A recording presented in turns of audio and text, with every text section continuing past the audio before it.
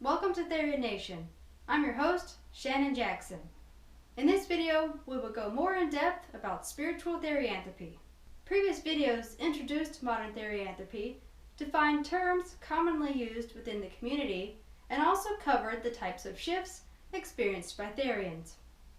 If you have not watched these videos, we highly recommend that you do so first to better understand spiritual therianthropy.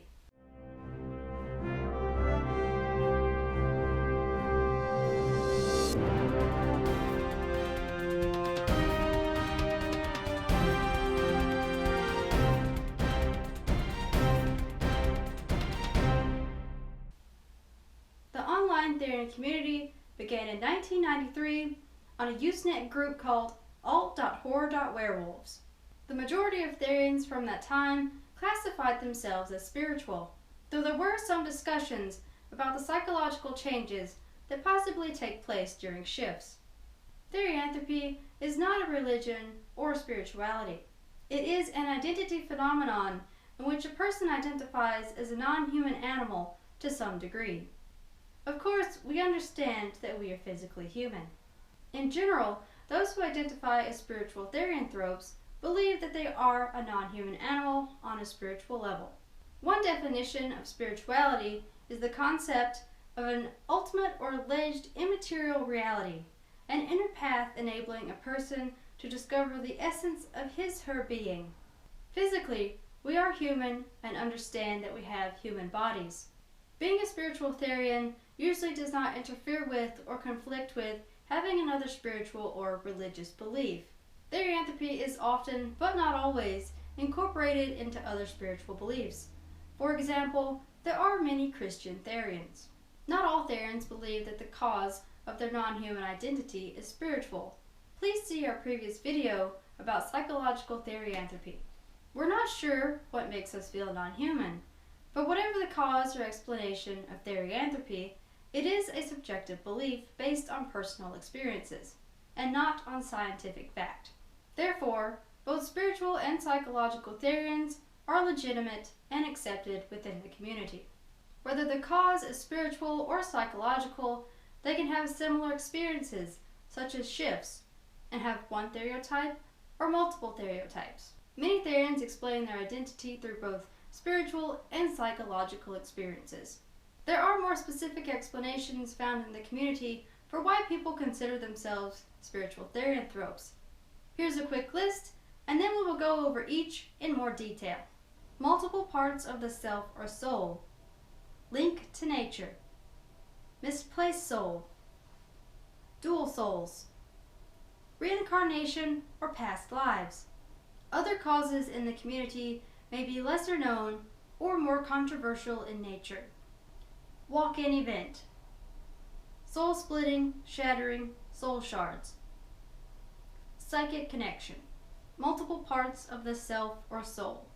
Some spiritual beliefs consist of souls having multiple layers or components. Together the parts are the whole self, and the soul remains that way throughout life. The ancient Egyptian concept of the soul and Norse beliefs are good examples.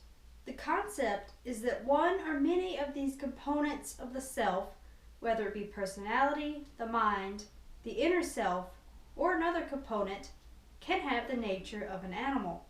Some parts are still human. This is not the same as having a soul which has been reformed from pieces of many different souls. The belief in reincarnation is also not necessary to this explanation for spiritual therianthropy. Link to nature. This is the concept that Therians are a link between the human and animal worlds here on Earth. We are a needed connection to a more primal side of humanity. This may also include the belief that nature, a deity, or other power gave us animal souls in an attempt to balance the world. The balancing might take place because Therians feel the need to fight for and protect the environment. The belief in reincarnation in a previous life is not required. Misplaced soul. Therians often have the feeling that they are not in the correct physical body. This has led many to believe that an animal soul was placed into the wrong body as a spiritual or cosmological mistake. If a Therian believes in a deity, they may think the deity placed an animal soul within a human body for various purposes, ranging from a joke to a learning opportunity for the soul. This can be similar to or in conjunction with reincarnation, but some Therians have alternate explanations. A belief in a previous life is not always the case. Dual souls. It's believed by some that two or more souls could occupy the same body. If one or more of the souls is animal instead of human, this could cause a person to identify as non-human. Having more than one soul occupy a body may be a new development, and it does not hinge on the belief of reincarnation or a previous life. Reincarnation or past lives as animals. Reincarnation seems to be the main spiritual cause for why Therians identify as non-human.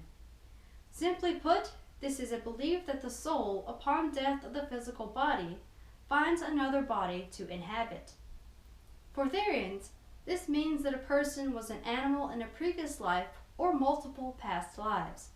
It is believed by some Therians that having been an animal in a past life has altered the nature of the soul's energy or vibration, which thus has an impact on their current life and identity. The animal soul that now inhabits the human body may cause shifts, during which behaviors are more animalistic and instinctual. Not all Therians have memories of these past lives as animals, but some can recall them. Having memories of past lives is not a requirement to identify as Therian. The following possible causes of therianthropy are lesser known, discussed less often in the community, or considered controversial. Walk-in event. Walk-in souls are souls who choose to incarnate into an established body rather than a newborn infant. The original soul that inhabited the body returns to the spirit realm. Sometimes the two souls can inhabit the same body during a transition period. Some people believe that the walk-in soul can be permanent or temporary, and that the original soul sometimes returns.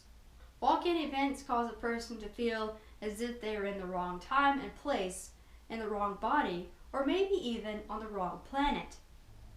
However, in the article Are You a Therian, written by Strill, walk-ins are not considered to be therianthropy because the new soul is an outside source. The event is more like a possession. Walk-in events might not be therianthropy due to the possibility that they could be temporary. Therianthropy is considered a permanent part of one's identity. If you believe that you are Therian due to a non-human walk-in, please share your experience with us in the comments. Soul shattering, splitting, or soul shards. Unlike having multiple parts of the same soul, this could refer to having a soul made up of pieces of multiple different souls. Shattering or splitting can occur while the soul is outside or inside of a physical vessel. This can occur because pieces of a soul need to learn or have certain experiences to continue their spiritual growth, or it could happen because of traumatic events. Sometimes, the soul pieces which reform or bond together are not human, but when they join with parts of a human soul, it can result in a person identifying as a therianthrope because they feel non-human. In the otherkin community, soul shards seem to mainly refer to identifying as a divine being or an incarnated deity because an individual feels as if they have a piece of the deity within themselves or they are the shard itself. However, this seems to have just been the personal beliefs of a few individuals. This concept was likely picked up and spread by other people on Tumblr who have not completely understood or researched the concept of traditional soul shards. Traditionally, in many spiritual beliefs and practices, such as shamanism, a soul shard is a lost piece of oneself, not from a deity or other creature. The splitting of a soul and resulting shards are considered unhealthy and are indications that a soul retrieval is required. A soul that has been shattered and that needs healing is often indicated by depression, addictions, or prolonged physical illnesses.